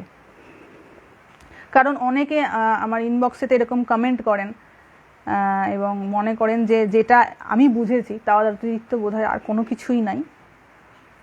তাই বায়াসনেসটা একদম নয়। বায়াসনেস আমাদের যত বেশি হবে, যত আমরা গোঁড়ামির দিকে এগোবো, তত কিন্তু আমরা আরও বেশি পিছিয়ে যাব। ঠিক আছে, আর 10 মিনিট আছে। এবার আমি একটু আর 10 মিনিট যাই না, আর হয়তো আমি 9:50 পর্যন্তই করবো, আর 5-6 মিনিট থাকবো। আপনারা একটু কিছু যদি জান। হ্যাঁ, আরেকটা কোয়েশ্চেন আমি ভুলে গেছি। একজন জিজ্ঞাসা করেছিলেন যে মাতাজি, শিবলিঙ্গ আর জ্যোতির্লিঙ্গের মধ্যে ফারাক কি? তিনি প্রশ্নটা করেছিলেন, আমি বলেছিলাম তাকে আনসার করব, ভুলে গেছি। তো দেখুন শিবলিঙ্গ আর জ্যোতির্লিঙ্গের মধ্যে ফারাকটা হচ্ছে এই, শিবলিঙ্গ যেটা না সেটা হচ্ছে ম্যান মেড, মানে মানুষ কোনো একটা আকার দিয়ে শিবলিঙ্গটাকে হয়তো কোথাও পুজো করছে। আর জ্যোতির্লিঙ্গ হচ্ছে যেটা স্বয়ম্ভু, মানে হচ্ছে যেটা নিজে থেকে মাটি থেকে ফুঁড়ে বেরিয়েছে। দ্বাদশ জ্যোতির্লিঙ্গের কথা আমরা শুনি, যেখানে যেটা তীর্থক্ষেত্র এবং যেখানেতে বহু মানুষ যান দর্শন করতে, সেগুলো কিন্তু সব স্বয়ম্ভু, মানে মাটি ফুঁড়ে নিজে থেকে বেরিয়েছে, ওগুলো কোনো মানুষ নিয়ে এসে ওখানে লাগিয়ে দিয়ে যায়নি। ঠিক আছে, তো যেগুলো মানুষের তৈরি করা সেটা হচ্ছে এমনি শিবলিঙ্গ, আর যেটা স্বয়ম্ভু মানে নিজের থেকে যেটা মাটি ফুঁড়ে বেরিয়েছে তাকে বলা হয় জ্যোতির্লিঙ্গ। আশা করি ব্যাপারটা পরিষ্কার। আমি জানি না এই লাইভগুলো কতদিন হবে, আমার পেজেতে প্রচুর রিপোর্ট এসছে, জানি না কীরকম কি পেজ না ব্যান করে দেয় ফেসবুক, তো কতদিন লাইভ হয় আমি জানি না, দেখা যাক যতদিন ভগবানের ইচ্ছা। কার কিছু প্রশ্ন থাকলে বলবেন। হ্যাঁ, এই এক প্রশ্ন, আপনি কোথায় থাকেন বাবা? কিছু ভগবত রিলেটেড প্রশ্ন করো, আমি কোথায় থাকি ভগবানের যদি জানানোর ইচ্ছা হয় এমনি জেনে যাবে, ঠিক আছে?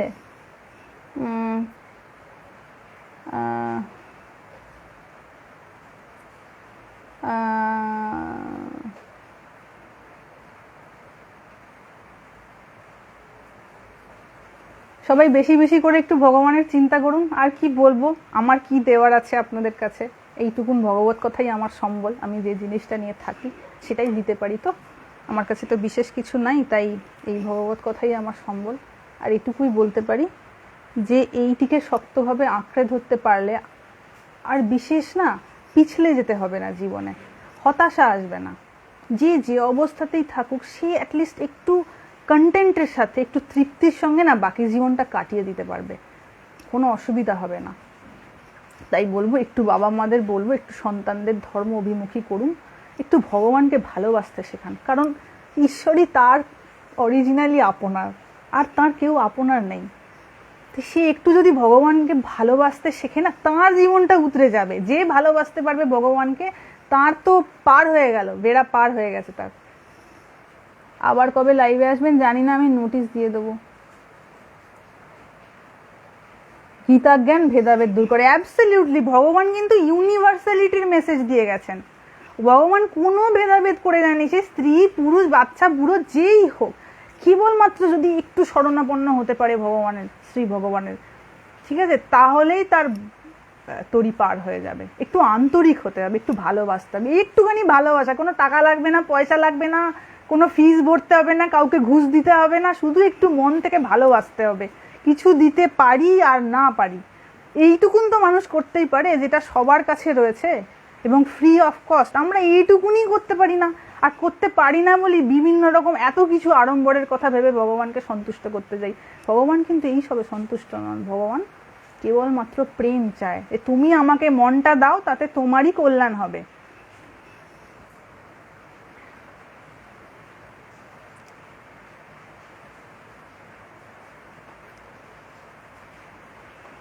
সবাই একটু ভগবানের চিন্তা করুন। গীতা নিয়ে আজ অনেকটা পরিষ্কার হলাম, ধন্যবাদ।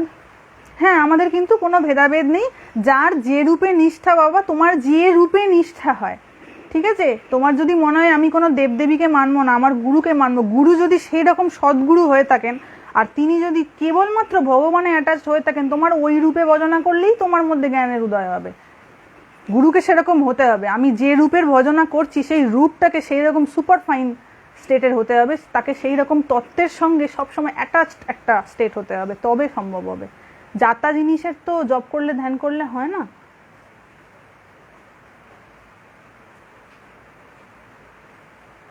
হ্যাঁ, অবশ্যই।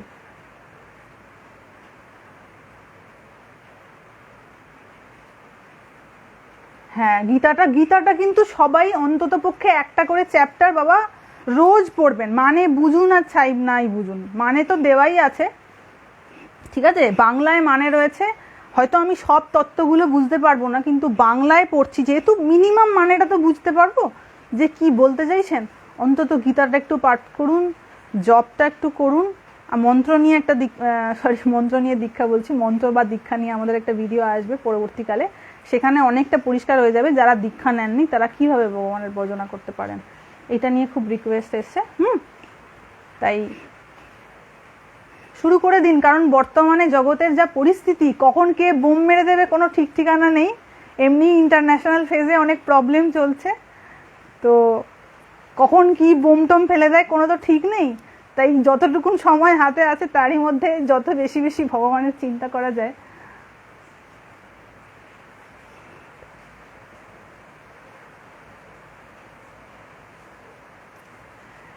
মাতাজি, ভগবানকে ভালোবাসি কিন্তু বিভিন্ন বাহ্যিক তমগুণে ভুলে যাই, কিভাবে মনকে স্থির করবো? বাবা, ভালোবাসা এমন একটা জিনিস না, তুমি যদি সত্যি কাউকে ভালোবেসে থাকো তুমি তাকে ভুলতে পারবে না। আমি যদি জীবনে কাউকে ভালোবেসে থাকি না, আমি তাকে ভুলতে পারবো না, এক মুহূর্তের জন্য ভুলতে পারবো না। তাই আমি যেটা বলছি ভালোবাসি, সেটা কিন্তু অরিজিনালি ভালোবাসা নয়, এটা সাময়িক ভালো লাগা মাত্র। ভালোবাসা হচ্ছে অত্যন্ত ডিপ একটা অ্যাটাচমেন্ট। ভগবানের প্রতি যখন অত্যন্ত ডিপ একটা অ্যাটাচমেন্ট তৈরি হবে না, সেটাকে বলে ভালোবাসা। তখন আর তাকে ভুলে থাকা যাবে না, কোনো কিছু আর ভালো লাগবে না। তখন খালি মনে হবে কখন তার কথা একটু চিন্তা করব, কখন একজন ভক্তের সঙ্গে একটু দেখা হবে। ঠাকুর বলতেন, দেখ ভূত ভূতকে খোঁজে। ঠাকুর কথামৃতে বলতেন যে দেখ ভূত ভূতকে খোঁজে, মাতাল মাতালকে খোঁজে, আর ভক্ত ভক্তকে খোঁজে। যে ভগবানের ভক্ত হবে না, সে কেবল খুঁজবে কোথায় একটু সৎসঙ্গ হচ্ছে, কোথায় একটু ভগবানের কথা হচ্ছে, কি একটু কোথায় একটু কীর্তন হচ্ছে, ঠিক আছে, সে ওইগুলো খুঁজে বেড়াবে। মাতাল যে, সে সবসময় মাতাল বন্ধু খোঁজে, ঠিক আছে। যে গাঁজাখোর, ঠাকুর বলতেন যে গাঁজাখোর, সে সবসময় গাঁজাখোর বন্ধুই খুঁজবে। আর যে ভক্ত হবে তার আর অন্য কোনো কিছু ভালো লাগবে না, তার শুধু মনে হবে কখন একটু ভগবত কথা হবে, কখন একটু ভগবত চিন্তা হবে। গীতা পড়লে নেগেটিভিটি দূর হয়ে যায়? হ্যাঁ, অবশ্যই হয়, যদি আন্তরিকভাবে হয়। শ্রী ভগবানের কথায় এত আনন্দ যে মনের সমস্ত দুঃখকে হরণ করে নিতে পারে, এত তার ক্ষমতা, ঠিক আছে, এত ক্ষমতা যে মনের সমস্ত দুঃখকে তিনি নিমেষে হরণ করে নিতে পারেন। দেখুন, অর্জুনও যুদ্ধক্ষেত্রে ডিপ্রেসড হয়ে গিয়েছিল তো, যখন অর্জুন বলছে যে আমার হাত কাঁপছে, আমি আর গান্ডীব ধরে রাখতে পারছি না, তো এবং রথে গিয়ে বলছে আমি আর যুদ্ধ করব না। প্রথম অধ্যায়টা পড়লে বুঝতে পারবেন, অর্জুন খুব বীরত্বের সঙ্গে বলছে যে মাধব, আমাকে ওইখানে নিয়ে চলুন তো দেখি আমাদের সঙ্গে কারা কারা সব যুদ্ধ করবে বলে এসেছে। খুব একবারে বীরত্বের সঙ্গে বলছে। তো ভগবান একটু মুচকি হেসে নিয়ে গেছে তাকে সামনে, দুটো শিবিরের মাঝখানে, বলছেন ওই দেখো কারা কারা রয়েছে। এইবার অর্জুন যখন দেখেছে এ তো সব আমাদের আত্মীয় স্বজন, ব্যাস তার একেবারে যত পুরুষকার ছিল সব টাইট হয়ে গেছে।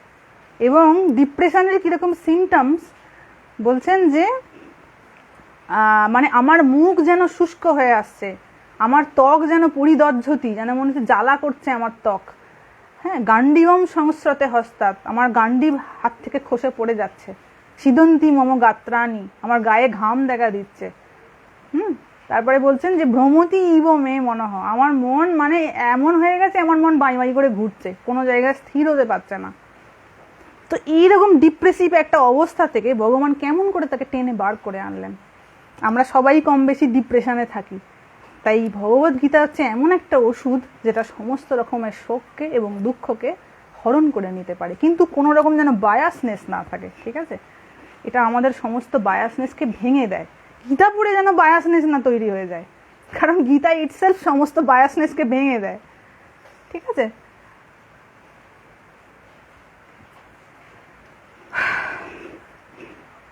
আশা করি আপনাদের কাছে ব্যাপারটা পরিষ্কার হয়েছে।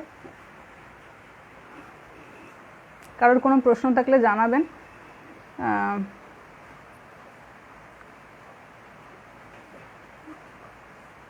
জব করতে গেলে ঘুম পায়, এটা সবারই হয় বাবা।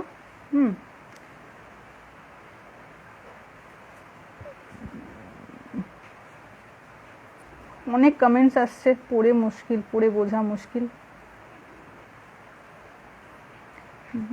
আপনার কথাগুলো জানি না আমি কতদিন ভগবত কথা শোনাতে পারবো, কতদিন সেই সুযোগ হবে, কারণ আমার ভীষণ ব্যস্ত জীবন বাবা। আমি অনেক কষ্ট করে একটু সময় বের করে এই লাইভগুলো বা এই ভিডিওগুলো, আমি কীভাবে মানে কতটা তাড়াতাড়িভাবে ভিডিও আপলোড করি এটা আমি জানি। আমার একদম ভাবনা করার বেশি সময় থাকে না। আর খুব ব্যস্ত থাকি, যার জন্য কতদিন এটা কন্টিনিউ করতে পারবো আমি জানি না। তবে কলকাতা গেলে আমি সবাইকে অবশ্যই জানাবো যদি আমার যাওয়া হয়, সেখানেও ঈশ্বরেরই ইচ্ছা, জানি না, সেখানে যদি যাওয়া হয় তো দেখা হবে সবার সাথে, যাদের যাদের সাথে সুযোগ হবে।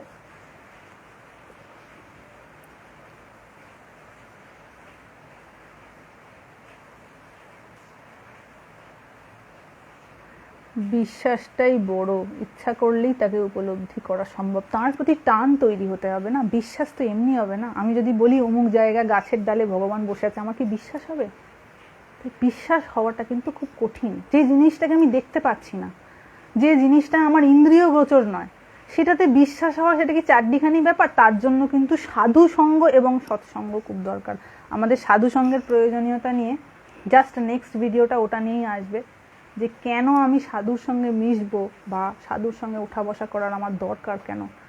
সেই জন্য বলবো গীতাটা অবশ্যই সবাই পড়ুন। ঠিক আছে,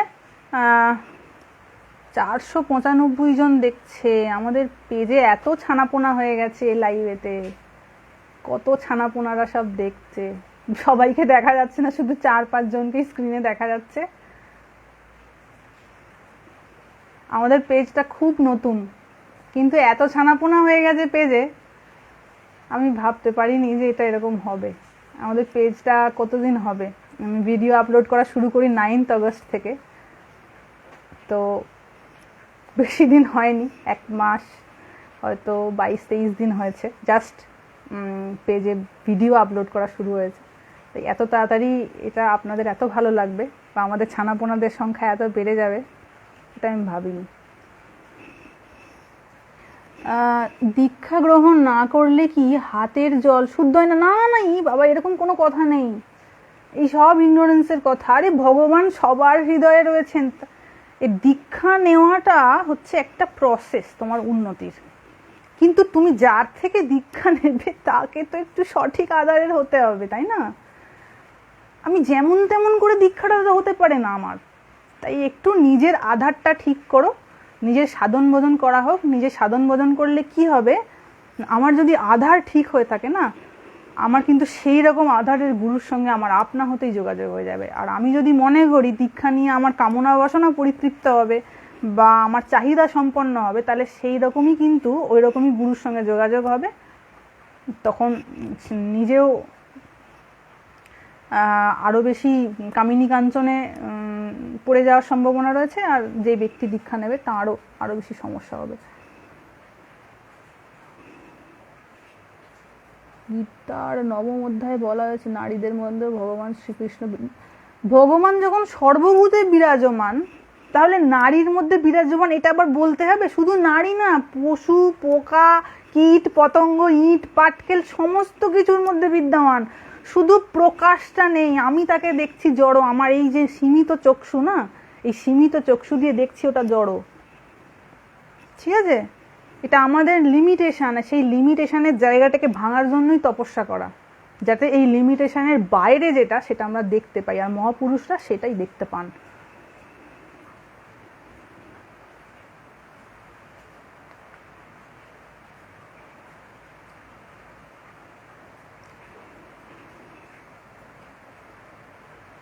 কি মা, আপনার দীক্ষা কোথায় নেব? আপনার দীক্ষা? আমি দীক্ষা নিই না বাবা, আমি কোনোদিন দীক্ষা জীবনে দেবও না।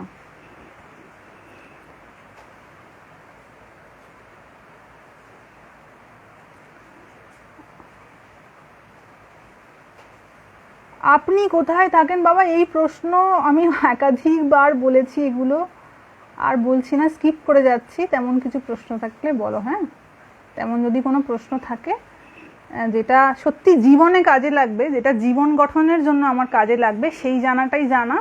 আর বাকি জানাগুলো ইনফরমেটিভ নলেজে কোনো লাভ নেই, ওগুলো শুধু এই কান দিয়ে ঢুকিয়ে ওই কান দিয়ে বের করে দেওয়াই ভালো। আমি যখন রোগশয্যায় পড়ে থাকবো না বিছানায়, তখন আমার যে জ্ঞানটা কাজে লাগবে, আমি যখন ডিপ্রেসড হব জীবনে, আমি যখন হতাশ হব, আমার যখন পরাজয় হবে, আমি যখন বিফলতার মুখোমুখি হব, তখন যে জ্ঞানটা আমার কাজে লাগবে, আমাকে উঠে দাঁড়াতে সহযোগিতা করবে, সেই জ্ঞানটাই জানবে প্রকৃত অর্থে কাজে লাগলো। আর বাকি যত কিছু নেওয়া হয়েছে ইনফরমেটিভ, এটা সাদা না কালো, লম্বা বেঁটে হলুদ সবুজ এই যে ইনফরমেটিক্যাল নলেজ, এগুলো কোনো কাজে তেমন বিশেষ লাগবে না। কারণ আমাদের শিক্ষা ব্যবস্থাটা এমন না, আমাদের পারিপার্শ্বিক পরিবেশটা এমন, সফলতা হলে কেমন করে সেটাকে সেলিব্রেট করতে হয় এটা আমাদের খুব ভালো করে শেখানো হয়। আমরা সোশ্যাল মিডিয়াতে সেটাই দেখি, মিডিয়াগুলোতে এটাই দেখানো হয়, সাকসেস স্টোরি। ফেসবুকে আপনি দেখবেন সাকসেস স্টোরি, সব সাকসেস স্টোরি রয়েছে, ফেলিওরের স্টোরি নেই। ফেলিওর যখন সাকসেসফুল হয়েছে সেই স্টোরিটা দেখানো হচ্ছে, ঠিক আছে? একটা ফেলিওর পারসন যখন ঘরের মধ্যে বসে ডিপ্রেসড হয়ে রয়েছে, কাঁদছে, কারো সহযোগিতা চাইছে, সেই স্টোরিটা কিন্তু দেখানো হয় না। তো আমাদের সোশ্যাল সিস্টেমটা এমন যে আমরা সাকসেস হলে কেমন করে সেটাকে সেলিব্রেট করতে হয়, কেমন করে সেটাকে শো অফ করতে হয়, সেটা আমরা খুব ভালো করে জানি। কিন্তু যখন আমি ডিপ্রেসড হব, যখন আমি চরম বিফলতার মুখোমুখি হব, তখন কেমন করে লড়াই করব, সেই আমার ফেলিওরটাকে আমি হ্যান্ডেল করব কিভাবে, সেই শিক্ষা কিন্তু কোনো জায়গায় দেওয়া হয় না, কোনো ইনস্টিটিউশনে সেটা দেওয়া হয় না। বাবা মারা তো সেটাই দেখায় যে এমন হবে, তেমন হবে, এত স্কোর হবে, এত ভালো চাকরি হবে, কিন্তু সন্তানকে এটা শেখায় না, বাবা তুই যদি জীবনে কোনোদিন ফেলিয়ার হোস, চরম ফেলিওর ইন ইয়োর লাইফ, তুই কেমন করে সেটার মুখোমুখি হবি, এই বিদ্যাটা কিন্তু ম্যাক্সিমাম জায়গায় দেওয়া হয় না, ঠিক আছে? আমাদের কিন্তু সেটা বোঝাটা খুব দরকার। জীবন একরকম চলবে না, আজ আমার ভালো চলছে, কাল কিন্তু এই পাশাটা পাল্টে যাবে। যদি পাল্টায় তখন আমি কি করব? আজ আমি করছি, কোনো একটা দিকে ইনভলভ হচ্ছি, যদি সেটা সাকসেসফুল না হয় তখন আমি কি করব? আমার কি করে আমি ডিপ্রেশনকে হ্যান্ডেল করব? কাকে ডাকবো, তুই আয় আমার সঙ্গে সঙ্গ হয়ে তুই আমার ডিপ্রেশন কাটা? কাকে বলবো? আজকে আমি সুস্থ আছি, কালকে আমার কোনো শরীরে ইন্টারনাল ডিজিজ দেখা যাবে না, কে বলতে পারে, তাই না? তখন আমি কাকে ডাকবো, কাকে আমার দুঃখের কথা বলবো, কার সঙ্গে যুক্ত হবো, কে আমাকে সহানুভূতি দেবে? তাই বলবো যে সর্বোপরি শ্রী ভগবানের সঙ্গে একটা সম্পর্ক তৈরি করার চেষ্টা করুন, কারণ বদ্ধ ঘরে জীবনের নিঃসঙ্গতায় একমাত্র তিনিই কাজে দেবেন। তার ভালোবাসার মতন ভালোবাসতে কেউ পারে না। যে সেই ভালোবাসার আস্বাদন একটুখানি একটু ভালোবাসার আস্বাদন পেয়ে গেছে না, তার জীবনে তৃপ্তির অভাব নাই। একটু ভালোবাসুন, এই একটাই কথা যেটা একদম কথার প্রথমে এবং কথার শেষে আমি বলবো, সেটা হচ্ছে ভগবানকে কি করে ভালোবাসতে হয়, ভগবানের প্রতি কেমন করে ভক্তি লাভ হয়, সেটাই আমাদের জীবনে কিন্তু শেখা উচিত। বাকি সব এমনি হবে, পড়াশোনাও হবে, সাকসেস আসবে জীবনে, অর্থ আসবে, সব হবে, কিন্তু জীবনের বিফলতার মুখোমুখি কিভাবে হব, তখন কে আমাকে সহযোগিতা করবে, কে পাশে দাঁড়াবে? সবসময় তো মা বাবা থাকবে না না, তখন আমি কি আমাকে বাঁচাবে, আমি কাকে আঁকড়ে বাঁচবো? এটা কিন্তু ভাবনা করাটা খুব দরকার। এবং বাবা মাদেরও বলবো, ছেলেকে যেমন সাকসেস হলে কেমন করে সেলিব্রেট করতে হয়, সেই জায়গাটা সে যেমন শিখছে পারিপার্শ্বিক পরিবেশ থেকে, তাকে অবশ্যই এটা শেখান যে সাকসেস আর ফেলিয়ারে কিন্তু বিশেষ ফারাক নেই। যদি ফেলিয়ার হয়, সে কিভাবে সেটাকে হ্যান্ডেল করবে জীবনে। এখনকার বাচ্চাদের মধ্যে দেখেছি এত ইনটলারেন্স, একটা কিছু চেয়েছে, হয়তো দাবি করেছে বাবার কাছে, কিছু চাইলো, বাবা হয়তো দিল না, ও মা ফটাস করে দেখি সুইসাইড করে নিয়েছে। মানে এতই মেন্টাল ইমব্যালেন্স এত বেশি, ফ্লেক্সিবিলিটি অফ মাইন্ড এত কম, যে কিছু একটা আমার চাহিদা পূরণ হলো না মানে অমনি ব্যাস। এই যে ফেলিওর, আমি কিছু চাইলাম আন্তরিকভাবে, আমি পেলাম না, বিফল হলাম, তখন সেই বিফলতাকে আমি কেমন করে মুখোমুখি হব, কেমন করে সেটাকে জীবনে এগিয়ে যাওয়ার কাজে আমি লাগাতে পারবো, এই বিদ্যাটা তো শিখে নিতে হবে। আর এটাই হচ্ছে ব্রহ্মাস্ত্র, এটাই হচ্ছে অরিজিনাল ব্রহ্মাস্ত্র আমাদের জীবনের। এই অস্ত্রটা যতক্ষণ মানুষের কাছে রয়েছে না, ততক্ষণ পর্যন্ত তাকে কিন্তু কেউ ভাঙতে পারবে না, কেউ কোনোভাবে তাকে ভাঙতে পারবে না, যদি এই ব্রহ্মাস্ত্র থাকে যে আমি বিফলতাকে কেমন করে আমার জীবনে এগিয়ে যাওয়ার কাজে লাগাতে পারি। কপালে টিপ পড়া, অ্যাকচুয়ালি এখানে সামনে একটা পুজো ছিল, তো আমি সেই পুজোতে আমাকে ইনভাইট করা হয়েছিল, তো পুজোতে যাওয়ার ফলে সেখানে এই টিপটা লাগিয়ে দিয়েছে। সব সময় ভগবান ভালোর জন্য কিছু করেন, হ্যাঁ এটা অবশ্যই, আমরা সেটার যোগ্য, যেটা আমরা পাই না সেটা মানে আমরা যোগ্য সেটা।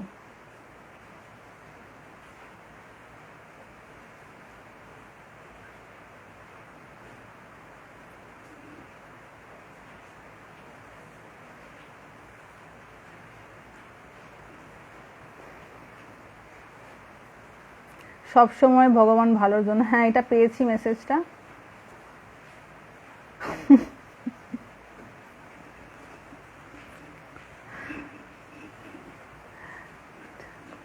আমি দীক্ষা নিইনি, ঠাকুরের ভোগ রাঁধতে পারবো। যে কেউ ঠাকুরের ভোগ রাঁধতে পারেন, শুধু যেন ভগবানের একটু শরণাগতি বুদ্ধি থাকে, ভগবানের ভালোবাসা থাকে, তাহলেই হবে।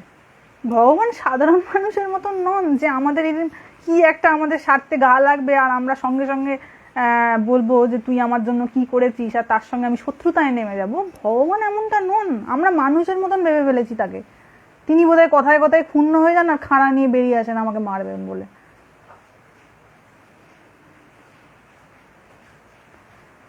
খুব খালি লাগে আপনি চলে যাওয়ার পর। সেটাই তো কেমন করে পূরণ করতে হবে, সেটাই তো বারবার বলছি যে প্রত্যেকে আমরা আমাদের জীবনে তো একা বাবা। যেই লাইফটা শেষ হয়ে যাবে আমরা প্রত্যেকে আমাদের জীবনে একা, এবং সেইটা নিয়েই আমাদের বাকি জীবনটা কাটাতে হবে। তাই এই একা অরিজিনালি যে আমরা নই, এটা আমরা ভুল করে একা ভাবছি, সেই জায়গাটা আমাদের বুঝে ফেলতে হবে যত তাড়াতাড়ি। বিশেষ করে যাদের বয়স অল্প এবং যাদের শরীর স্বাস্থ্য ঠিক আছে, যাদের খুব বেশি আর্থিক সঙ্গতির কোনো অসুবিধা নেই, তাদের পক্ষে অনেক বেশি সুযোগ। কারণ যদি আমার আর্থিক দুরবস্থা থাকে তাহলে অর্থ রোজগারের চেষ্টায় আমার অনেকটা সময় চলে যায়। কিন্তু যারা মোটামুটি মানে খুব কষ্টের মধ্যে নেই, অথচ ব্যালেন্স মোটামুটি চলছে জীবন, খুব শারীরিক কষ্ট নেই, কোনো রোগ জ্বালা নেই, তাদের ক্ষেত্রে এটা বলবো অনেক সুন্দর একটা অপরচুনিটি, যাতে করে আমরা ভগবানের সব সমর্পণ করে থাকি। কারণ কোনো সম্পর্ক শেষ পর্যন্ত থাকবে না, যে সম্পর্ক এসেছে সে সম্পর্ক যাবে। বাবা মার সঙ্গে সম্পর্ক জুড়েছে তো, বাবা মার সঙ্গেও সম্পর্ক কাটবে, হয় আগে নয় পরে। স্বামী সন্তান সবার সঙ্গে একদিন সম্পর্ক কাটবে, এবং জীবদ্দশাতেও কাটতে পারে। যখনই আমি অসুস্থ হয়ে যাব, কে আমাকে সামলাবে? কোনো গ্যারেন্টি আছে যে আমার সন্তান আমাকে সামলাবে? কোনো গ্যারেন্টি তো নেই যে আমাকে দেখবে। তখন আমি কিভাবে বাঁচবো? তার তো তখন আমাকে বোঝা মনে হবে। যেই আমি গুড ফর নাথিং হয়ে গেলাম, আমি আর কাজ করতে পারছি না, আমি আর সার্ভিস দিতে পারছি না কাউকে, সেই মুহূর্তে আমি একটা বোঝা আমার সংসারের কাছে। তো সেই বোঝাটা কত দূর আমার সন্তান টেনে নিয়ে যাবে তার কোনো গ্যারেন্টি কি আছে? ভগবান কি কোথাও লিখে দিয়েছে এরকম? দেননি তো। তাই সেটা খুব বুঝে।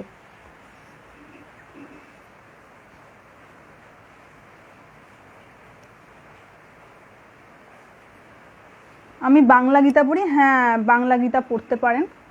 গুরু মন্ত্র কখন কখন উচ্চারণ করতে হয়, যে কোনো সময় উচ্চারণ করতে পারবেন। ভগবানের নাম যে কোনো সময় নেওয়া যায়, কোনো অসুবিধা নেই। তবে একটু বলবো যে যদি ঘুম থেকে উঠে করতে পারেন, তখন মন শরীর খুব ফ্রেশ থাকে, খুব ভালো হয়।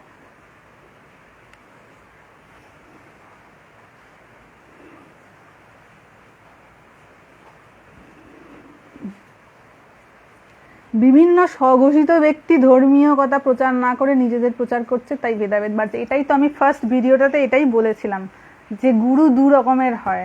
এক ধরনের গুরু ভগবানের সঙ্গে যুক্ত করে, আর এক ধরনের গুরু নিজের সঙ্গে যুক্ত করে। তো এখনকার দিনে সেকেন্ড কাইন্ড অফ গুরুদের সংখ্যা অনেক বেশি। তাই এই জায়গাগুলো থেকে একটু আমাদের সাবধানে থাকতে হবে। এখানে এটা কিন্তু একটা রুল। এই রুলের মধ্যে যে পড়ে গেল, যেই বলবে তুমি আমাকে খালি ভজনা করো, আমার পূজা করো, আর খালি আমাকে সম্মান করো, আমার একটু অসম্মান হলেই বা আমার একটু কোথাও সেবায় ত্রুটি হলেই সঙ্গে সঙ্গে আমি ক্ষুণ্ণ হয়ে গেলাম, জানবেন সামথিং রং ইজ দেয়ার।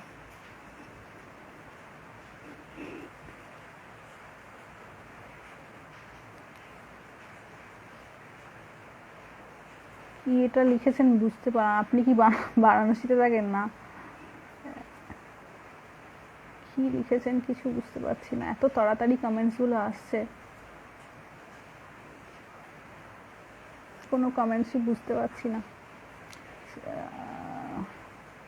আহারের ব্যাপারে 16 চ্যাপ্টারে সম্ভবত আহারের ব্যাপারে বলা রয়েছে, 16 বা 17 চ্যাপ্টারে কেমন কেমন কি খাবার, বাবা এমন কেমন কি খাবার খাওয়া উচিত সেই নিয়ে একটা ভিডিও আসবে।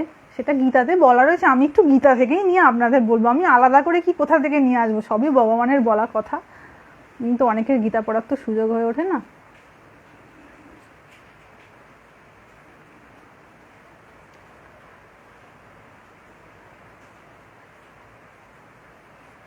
তুলসীর মালা তিলক পড়বেন মাতাজি। দেখুন, আমি বাহ্যিক কোনো এই গেরুয়া টুকুন ছাড়া বাহ্যিক কোনো সাইন আমি রাখি না। এই টিকাটা একটা কোইন্সিডেন্টালি হয়ে গেছে, তা আমি ব্যক্তিগতভাবে কোনো আমি যে সাধন ভোজন করি সেটার কোনো বাহ্যিক সাইনটা আমি ঠিক রাখাটা পছন্দ করি না। সাধন ভোজন অন্তরের জিনিস, এবং সেটাকে নিয়ে চলাটাই বেশি মনে হয় উপকারী হবে।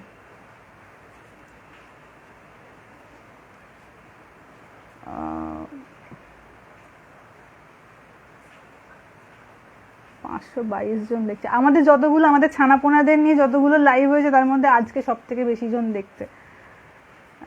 আজকে কতজন দেখছেন? 532 জন দেখছেন। 532 জন ছানাপোনা দেখছেন। ঠিক আছে, মোটামুটি আর তেমন কিছু দেখতে পাচ্ছি না, খালি একই প্রশ্ন আসছে বারবার।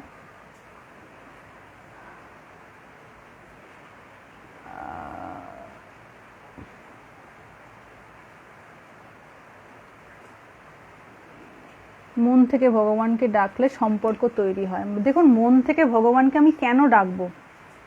আমার ডাকার পারপাসটা কি? কারণ ওটাই আমার অরিজিনাল স্বরূপ, আর ওটাই আমার আপন, আমার আপনার চাইতেও আপন। তা আমি আমার আপনার জনকে ডাকবো না তো কি আমি পাশের বাড়ির লোককে ডাকবো? যেটা আমার অরিজিনালি আমার আপনার, যেটাই কিনা অরিজিনালি আমি, আমার স্বরূপ, আমার ভেতর বার জুড়ে যিনি আছেন, আমি তাকে স্মরণ করবো না তো আমি কাকে স্মরণ করব? তাই না? তো এটা যে আমাকে জোর করে করতে হবে না, ওটাই তো আমি। তো আমি যদি আমি নিজেকে ভালোবাসবো না তো আমি কাকে ভালোবাসবো? তো আমি নিজে ওই তত্ত্বই এমন করে রিফ্লেক্টেড হচ্ছে দেহের মধ্যে দিয়ে, সেটাকে ভালোবাসবো না। ভগবানই হচ্ছেন একমাত্র প্রেমাস্পদ, যার সাথে প্রেম করা যায়, যাকে ভালোবাসা যায়, যাকে আঁকড়ে ধরা যায়। বাকি তো সব ছেড়ে ছুড়ে চলে যাবে, যেই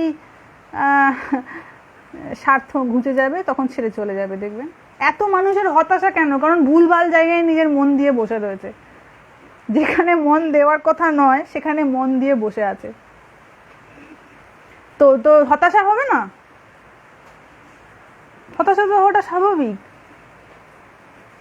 আর বাবা মারাও এমনভাবে বাচ্চাদের মানে বড় করেন, তাদেরও তো কোনো শিক্ষা সে ছোটো থেকে দেওয়া হয় না যে বাবা তুই কি করে বাঁচলে ঠিক করে শান্তিতে জীবনটা কাটাতে পারবি, সেটাও তো দেওয়া হয় না। তার মাথায় তো ওইটা ঢুকিয়ে দেওয়া হয়, এই পড়াশোনা করো, এত নাম্বার নিয়ে আসো, এত ভালো করে চাকরি করো। তারও মাইন্ডটা ওই অর্থ রিলেটেড হয়ে যায়। আর তখন দেহের যে নর্মাল চাহিদা আর অর্থ, এই দুটো দিকেই তখন মনটা ধাবিত হয়। আর সে কি বলবো, মানে সেই জাপানের ট্রেনও বোধহয় হার মেনে যাবে, এত দ্রুত গতিতে সেই দিকে এগোয়। কিন্তু স্টেশন যখন স্টপেজ দেয়, থামতে তো জানা হয় না, দিয়ে ওই স্টেশনে গিয়ে ধাক্কা মারে আর মুখ থুবড়ে একেবারে ধপাস, অবস্থা খারাপ হয়ে যায়। আধ্যাত্মিক সুখ কি? দেখুন, মানে আনন্দ ফিলিং, এর থেকে বেশি আমি বলতে পারবো না। আনন্দ বোধ হওয়া, তৃপ্তি বোধ হওয়া, এবং কোনো কারণ ছাড়া। আমরা যে সুখগুলো বুঝি সেগুলো হচ্ছে সব ইন্দ্রিয় সুখ। আমার মুখে জিভে খেলাম এমন একটা কিছু খেলাম যেটা আমার ইন্দ্রিয়টায় সুখবোধ হলো, ঠিক আছে, আমার ফেভারেবল, আমার বেশ আনন্দ বোধ হচ্ছে, তৃপ্তি বোধ হচ্ছে। আমার যে এখানকার যে হরমোনসগুলো সেগুলো নর্মাল রিলিজ হচ্ছে, প্লেজারেবল হরমোন রিলিজ হচ্ছে, আমার বেশ ভালো লাগছে। তো এইটা হচ্ছে আমাদের দৈহিক সুখের ব্যাখ্যা। আর আধ্যাত্মিক সুখ কিন্তু এই পঞ্চ ইন্দ্রিয়ের যে সুখ, এর বোধের অনেক ঊর্ধ্বে এবং অনেক বেশি। সেই জন্য যারা ঠিক এই আনন্দের স্পর্শ পান, তাদের এই দৈহিক সুখে আর মন থাকে না, সেটা পারে চলে যান।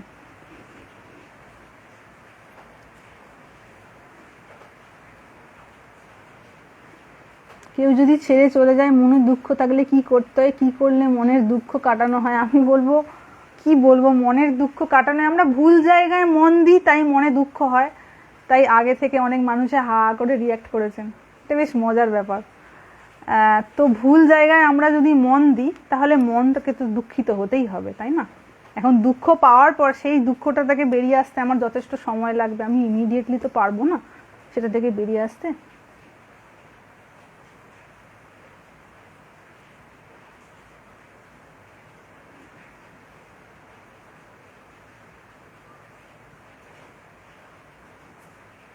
মানুষের আপন বলতে কে আছে? হ্যাঁ, একদম ঠিক, কেউ নাই। এটা যত জীবন এগোবে তত বুঝতে পারা যাবে। যাদের একটু বয়স কম তাদের সাধন ভোজনের সময় কিন্তু তাদের উপলব্ধিটা কম থাকে। মজার ব্যাপার হচ্ছে, যাদের একটু বয়স কম, 30, 35, বা আমি বলবো 25, 26, 30, 35-এর অ্যারাউন্ডে, তাদের যেহেতু জোয়ান রক্ত, তারা চাইলেই কিন্তু এই সময়টাকে বেশ সুন্দরভাবে একটা জীবন গঠনের কাজে লাগাতে পারে, নিজের অন্যান্য কাজ ছাড়াও আরও অন্যান্য কাজকে ঠিকভাবে বজায় রেখেও এটা কিন্তু ভালোভাবে করতে পারে, কারণ শারীরিক একটা সুস্থতা থাকে। কিন্তু এই সময়টাই আবার এমন সময় যেখানে জীবন অনেক অন্যরকম তাদের বোধ হয়, ভ্রমে। কিন্তু যেই ধরুন বিবাহ হয়ে যাবে, বিবাহের পরে জীবনটা একবারে অন্যরকম হয়ে যায়। বিবাহের আগে যেরকম জীবন থাকে, বিবাহের আগে জীবনটা মনে হয় যে বৈবাহিক জীবনটা বোধ হয় এমন, নিজের কল্পনা দিয়ে আমরা তো একটা তৈরি করি জগৎ যে আমার আফটার বৈবাহিক জীবনটা বোধ হয় এমন এমন হবে। কিন্তু যখন আমরা সেটাতে প্রবেশ করি দেখা যায় এটা সম্পূর্ণ আলাদা, স্ত্রী এবং পুরুষ উভয়ের পক্ষেই। তো সেইটা যখন আসে, এবার তো হয়ে গেছে, আর কিছু করার নেই, বিবাহ তো হয়ে গেছে, রেজিস্ট্রি পেপারে সাইন হয়ে গেছে, এবার আর ফিরে তাকানোর উপায় নেই। এবার তারপরে আমাদের সন্তান আসে, সেইটা আবার অন্যরকম এক্সপিরিয়েন্স, রেসপন্সিবিলিটি নিয়ে চলা, তারপর তাকে বড় করা, তারপর সে যদি বাধ্য না হয় তখন আরও দুর্গতি। তো তাই পরে পরে যত জীবন এগোতে থাকে আমরা তত বুঝতে পারি যে আলটিমেটলি কিছুই পাওয়া হলো না।